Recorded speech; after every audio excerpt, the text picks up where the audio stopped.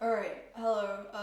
Welcome to another podcast where I'm going to explain this one artist that I have adored since 2018. I think that's when I found their music. Um, their name is Jordaan Mason. Um, they were born on the 22nd of June in 1987. They use they them pronouns. And they're an experimental artist from Toronto, Canada. Cool.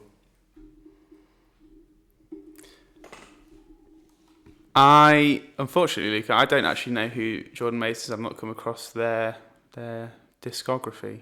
So, um, yeah, just to let you know that. um, so tell me all about them. Okay, they're well known for their album Divorce Lawyers, I Shake My Head. They learned piano at a young age, began singing at 16, and began um, writing albums at age 17. Um, Jordaan Mason seems to embrace the lack of self-identity in their writings. You can hear this in Divorce Lawyers. Their writings also contain topics such as abuse, violence, queerness, and dysphoria. They also often refer to people close in their life, like friends, family, love interests. I don't know if I said friends, but friends as horses. And the Horse Museum is sort of like a collection of artifacts and memories um, of like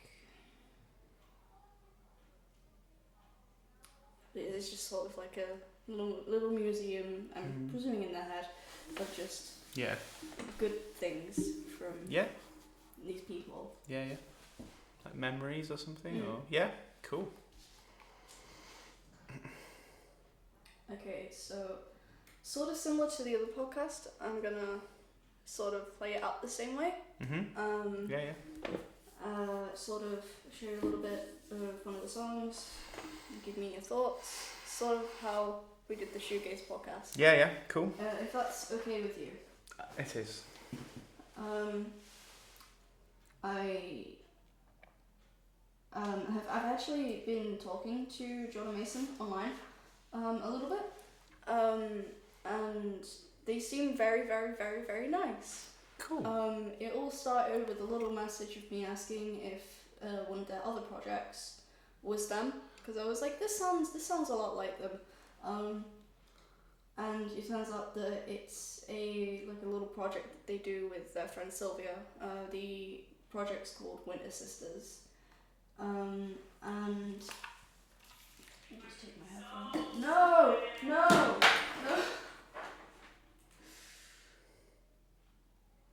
I hate having pressure sensitive headphones. It's not fun. You know, they play when you don't want them to, and when you want them to play, they just don't. Yeah. Yeah. But yes, anyway, what was I saying? Yes, I've been talking to them online, and I was like, hey, may I do a little podcast for my college work? And they were like, yeah, sure, go ahead. I'd really like to hear your interpretations of the album. Yeah. So, Brilliant. yay! So, the track list for Divorce Lawyers, I Shaved My Head.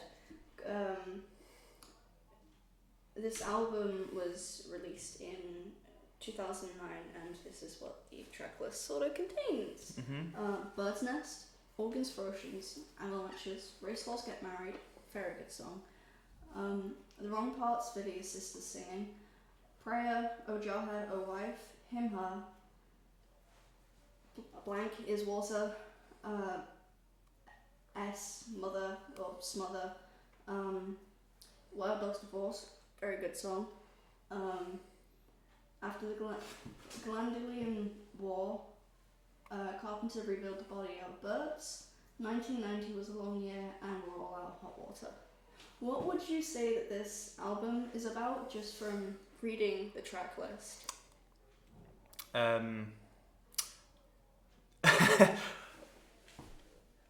That's a very good question, Luca. I mean, well, let me just have a quick look at it again. I would assume that perhaps it's to do with relationships. Would be my initial guess, but I wouldn't want that to also be potentially too literal in my interpretation of what this album is about.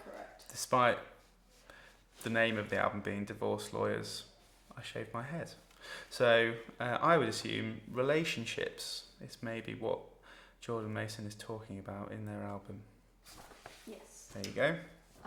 So this is a concept album written by Jordaan Mason and the Horse Museum, which is another one of their projects. Okay.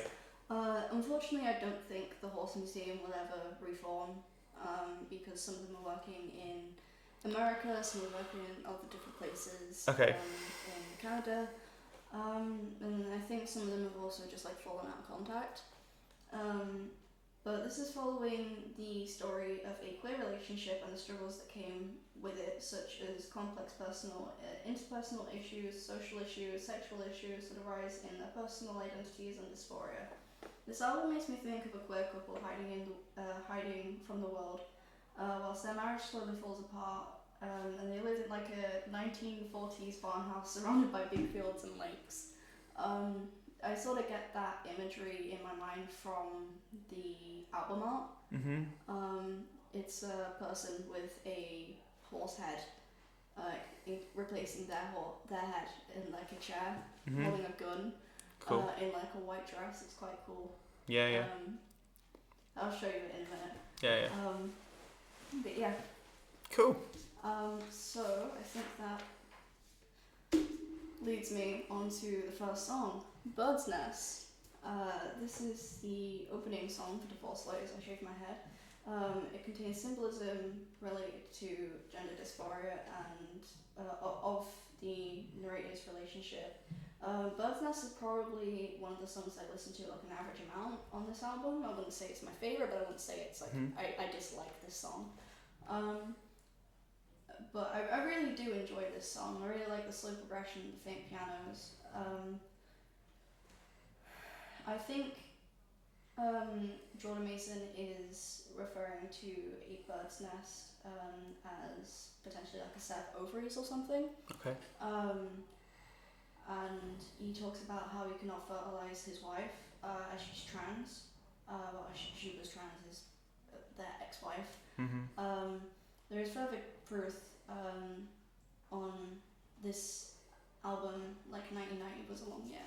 Mm-hmm. But with that, I will pause the recording Okay. and I will show you Bird's Nest.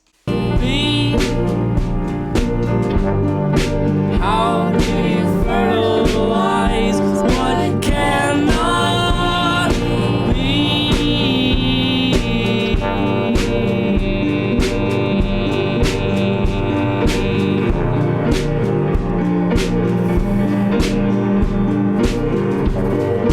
Dentists get these birds' nests out of me.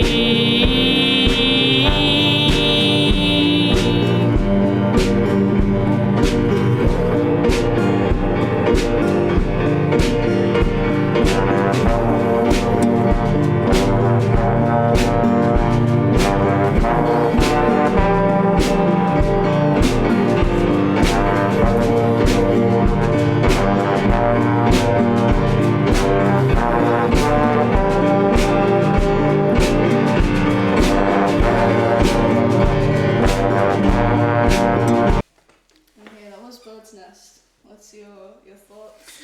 Yeah, I liked it. I thought that as soon as I heard Jordaan Mason's voice, it reminded me of two other bands, which I'll get onto in a minute. But I think the lyrics were quite interesting, talking about dentists and taking birds' nests out of them, which is quite, I don't know, it conjures up lots of different images, Yes. literally and obviously also not, and but musically, I thought their voice is very interesting, like and how they were singing, and it reminded me of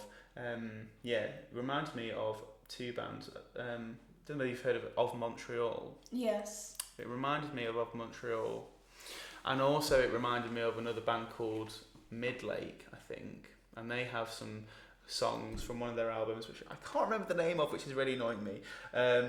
But two songs, one called Young Bride, and then another called Roscoe, and it reminded me of that, especially with like the trumpets and like the very faint guitar, piano, that kind of thing. So I thought that was very interesting. I did like it, and I think as an opening track to the album. To the song. Yeah, sorry, as the opening track to the album, I would be intrigued to see where they took it. So I think I shall have to listen to it. Yes. Is what I'm saying. Yeah. I would say Jordaan Mason, Jordaan Mason's work. As you just said, like it's quite similar to other artists, but like it's also quite distinctive in a way. Yeah. But I would say the two artists that I would find quite similar is Andrew Jackson Jihad, or AJJ, and Crywank. I love Crywank.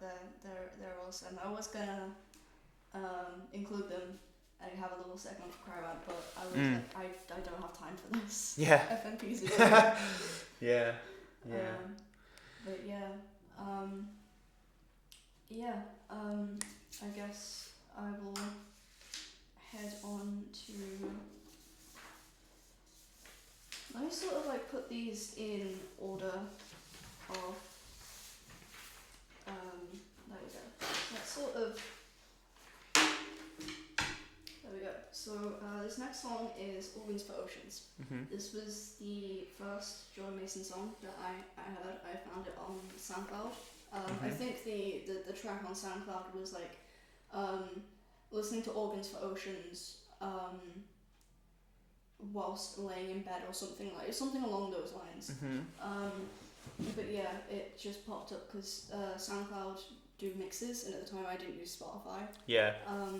But it just popped up, and I was like, oh, I really, really, really like this. Yeah. But yes, Jordaan Mason,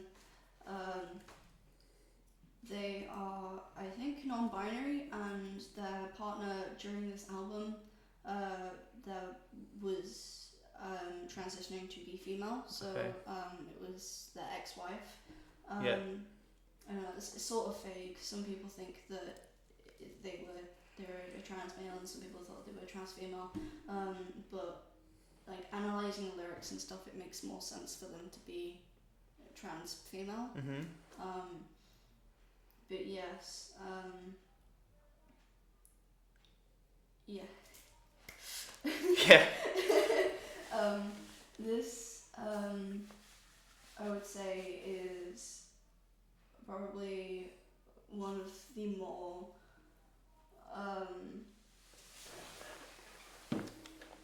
never mind, ignore that. Ignore what I was about to say. Okay. I'm stupid. But yeah, I think this song is about the intercourse between the narrator and their partner, and how their marriage, and their marriage, and how they can't reproduce due to biological sex, and how they're both feeling dysphoric whilst having sex with one another. Jordaan states in the song, "I was useless inside him," probably because he cannot have children with their partner, and probably misgendering their partner due to them possibly both being confused at the time. This song is very nice. But yeah. Yeah. I will get on to that. Okay. And the preachers sleeping in the attic stole them all for scriptures. We sing nothing now. Our mothers ask us how. We pray with the lights out for songs to fill our mouths. Oh. That was Organs for Oceans. your Yeah. thoughts? Well, it's clearly a very well. I say clearly, but maybe it's a very vulnerable song. I think having with the lyrics, especially like when they were singing and it was the sort of drawn out vocals that almost became like a cappella with the music kind of fading out, which kind of maybe emphasised that sort of pain and those emotions that you feel when you're in a relationship, or especially one that maybe isn't going so well, possibly. I mean, obviously, from my point of view, I mean, the lyric that I really liked was the one at the end about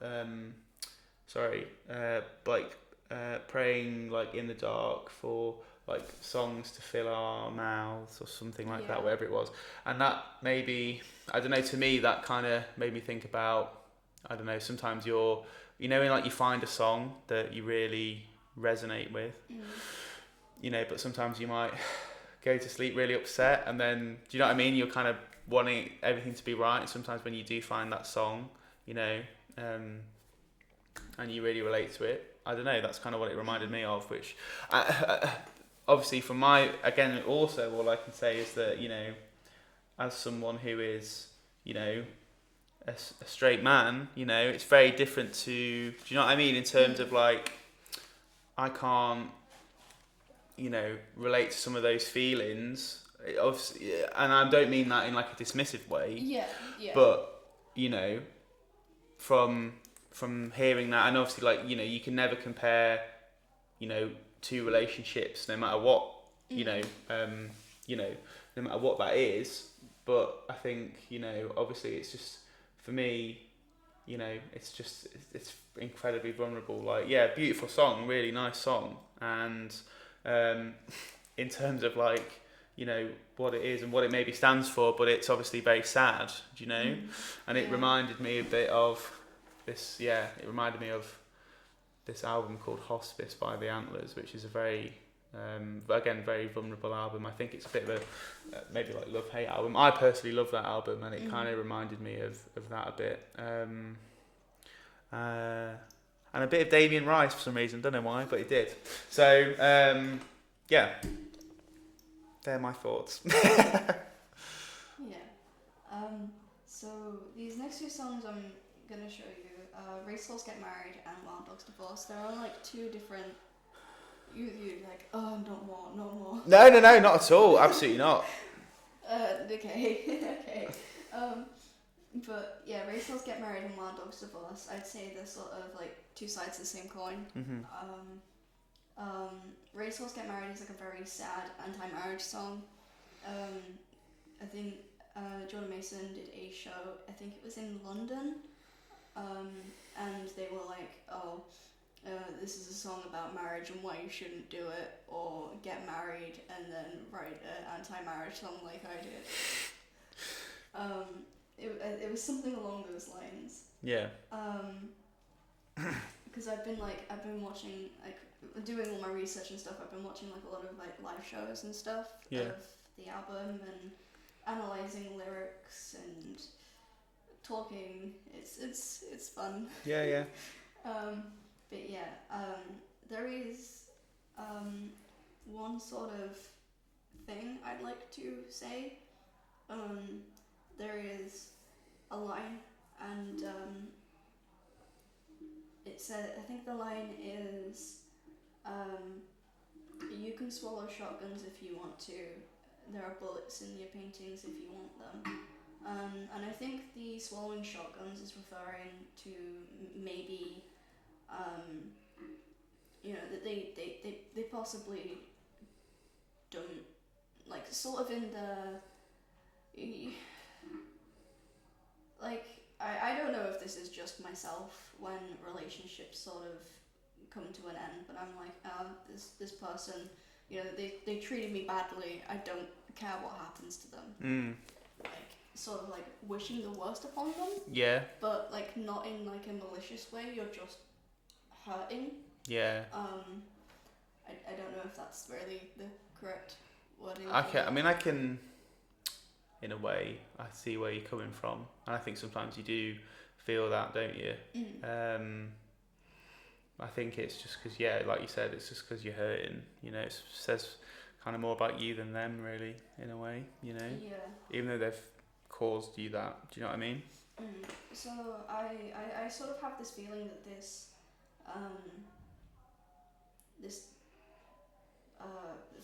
feeling that if their partner was to like get injured or was to maybe end their life because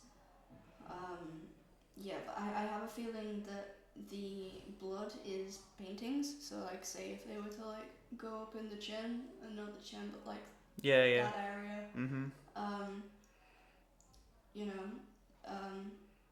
the blood would get on the walls and the ceilings and the floor, which could possibly be the canvas, and the bullets in the painting being the bullets from the shotgun they're referring to. But I will let you decide that for yourself. Okay. Excuse me, Spotify, can you please work? Thank you. Yes. So we are skipping a song on this album. We're skipping Avalanches and going straight to Racehorse. Yep. Or rifles and arcades, sleep in the slaughterhouses, quill quiet made from our spit, and I am letting all you horses go. I'm letting all you horses go. I'm letting all you horses go. I'm letting all you horses go. I'm letting all you horses go. I'm letting all you horses go. I'm letting all you horses go. I'm letting all you horses go.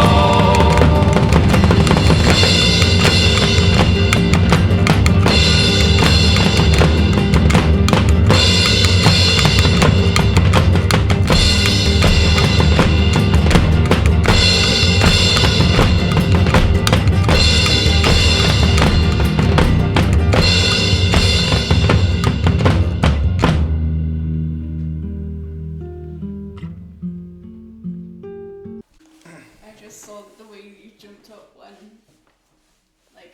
it got really messy at the end. Yeah, I wasn't expecting that, from the ending of the song, but then I suppose the lyrics in that song are quite brutal in a way,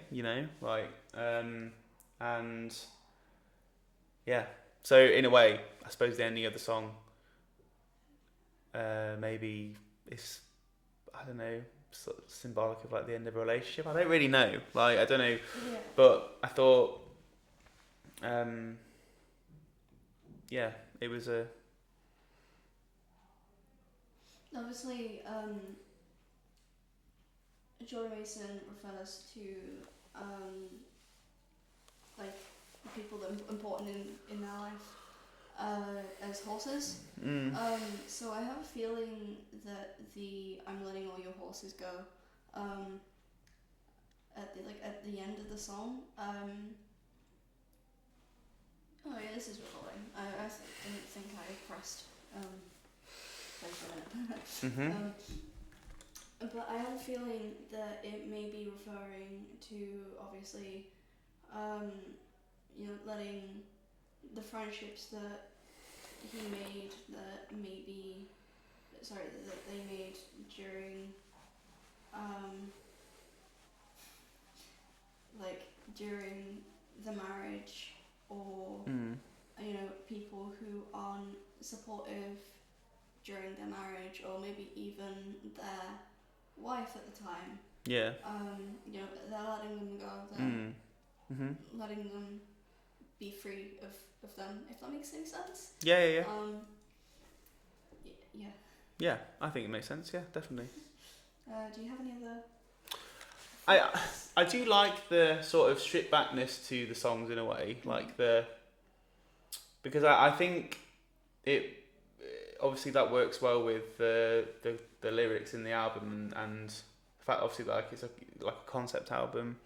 You know, if it was like a big production style sound to it, it wouldn't be right. You know, a bit like how again I feel like I'm comparing a lot, but you know I think that's what you can do with music. Do you know what I mean? Like you think again lyrics wise, like in terms of vulnerability. Again, it was just sort of reminding me of like Sufjan Stevens, but a lot of his music's quite like I don't know. I'm doing like a gesture of like, you know, lots going on. Do you know what I mean? Waving your arms Yeah. in circular motion. Like you know, like if you listen to like Illinois, for example, it's very like almost like musical in a sense, and I think, but here, like there's that sort of stripped backness. I think it works really well with his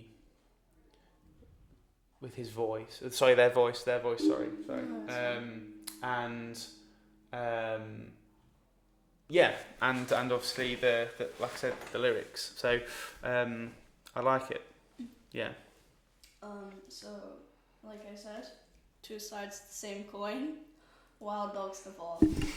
Oh, sorry. Carry on. I'm trying to break the microphone. Yeah. Alright, so I sort of got these notes from these specific ones on this page from Genius. But some of this I do agree with. Obviously Racehorse was like about the marriage. Mm-hmm. Wild Dogs is about the divorce, obviously. Divorce. Yeah. But I feel like they note that there's a line that they never wanted the marriage, and that they've sort of repressed the queerness, and in the aftermath of the divorce, the narrator can't let go of their ex-wife, as they genuinely did care for them. But in this sort of scenario, it's probably best if the spouse and the wife sort of did just go their separate ways and cut ties. Mm-hmm. But yes, it's just probably one of the more happier songs on their album. Yeah. But this is Wild Dogs Divorce. Wild dogs, can I confess I never wanted this marriage? Coming home to wife and kids and failed science experiments. Tear out all the laundry lines. Get the sickness out of me. Tear down all the laundry lines. Get the sickness out of me.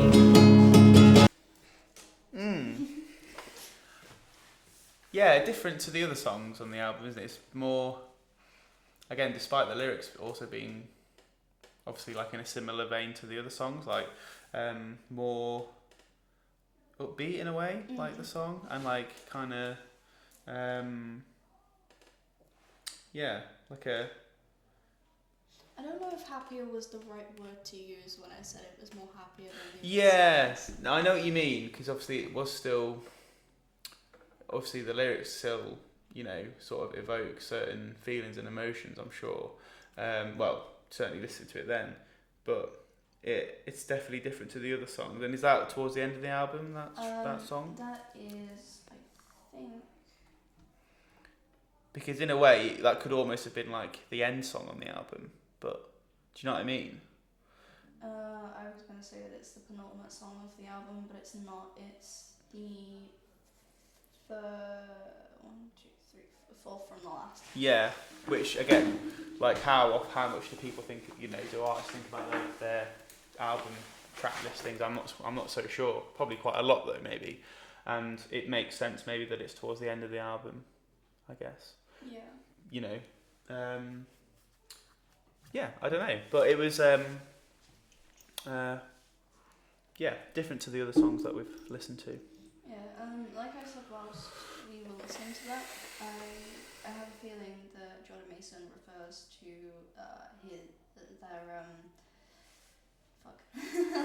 their relationship and marriage as a failed science experiment to fit into a cis heteronormative society.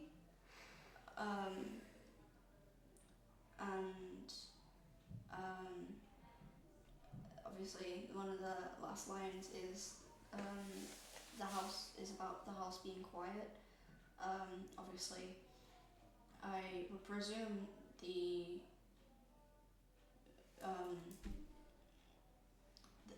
marriagees, the wed couple. Yes, the wed couple. Let's go with that. Mm-hmm. The wed couple would have either moved out of that house, or one of them would have left. Yeah. So the house would have then been quiet. Yes. Yeah. I'm terrible with words. No, As you not know. at all. Very. Yeah, I can see why you'd say that. Yes. So this is the last song on the album, and Mm-hmm. it is also the last song that I am going to show you from this album, because I have 22 minutes to get the keys back. Okay, good. Alright, so I'll go through this quickly. This song is called 1990 Was a Long Year and We're All Out of Hot Water. Okay. I feel like this song about their ex's dysphoria as well as Jordan's, and how they show their body, and it's not how they want it to be feel comfortable in their own body, and for them to, feel sort of safe in their skin. I got tired by it. Whoa. And also how their marriage is either slowly dying or has ended. There is 4 sort of lyrics, lines that I've put here. You are a girl with a cock and I am a boy that can't talk. Do you see where I used to be a boy? I want to forget who I am, I want to fucking forget who I am. We share the kitchen table and vomit the newspaper back and forth. And from this, I put, the wife is comfortable showing her body to the spouse, showing that she isn't a cis female. Jordan is confused about their own gender, and their relationship, and how they want to talk to their partner, but they can't get the words out or have nothing to say to them. They share the kitchen table, but have nothing to say to one another. All they can talk about is what's going on with society and what's going on outside their own relationship. The partner is quite obviously hating herself due to her dysphoria. Mm-hmm. Okay.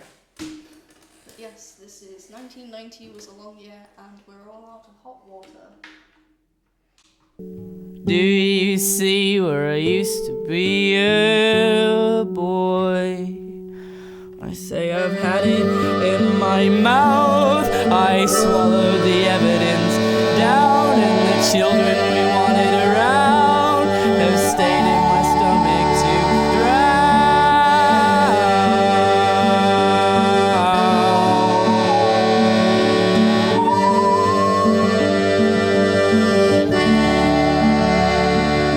She panics and says, this is all I have in my hands. I wanna forget who I am. I wanna fucking forget who I am.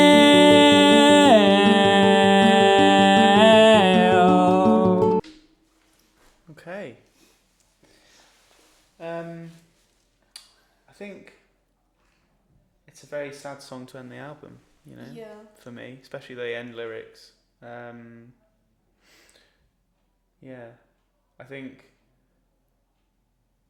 again, what I kind of said earlier, you know, there's a lot of what Jordaan Mason's talking about that I don't know about, do you know what I mean? Which I'm conscious of when I'm talking about it. But, you know, it's a very, I think what they've tried to do is, you know, make an album that obviously, you know, expresses their feelings and maybe what they've experienced, but also one that, you know, can be like a source of comfort maybe to other people. Yeah. Do you know what I mean? Like, that's kind of what I take from it. And, you know, because sometimes I think, you know, you can have something that's like very sad intentionally, do you know what I mean? And I'm not saying that they've done that, I don't think they have, but obviously it is sad, you know? I don't know whether that is a good explanation, what I've just said, but I love sad music, you know, like, yeah, you listen to you know, radio. I've got a Radiohead tattoo, so, you know, but, and I think, you know, it's good to have that sort of music in that, you know what I mean? Like, I think, you know, yeah, I've enjoyed listening to it, the songs I have listened to, yeah. Funnily enough, this was actually the last album I listened to whilst I was clearing all of my stuff up at my mum's, whilst I was just like packing all the last little pieces. Yeah. And I've been listening to this album a lot since living by myself.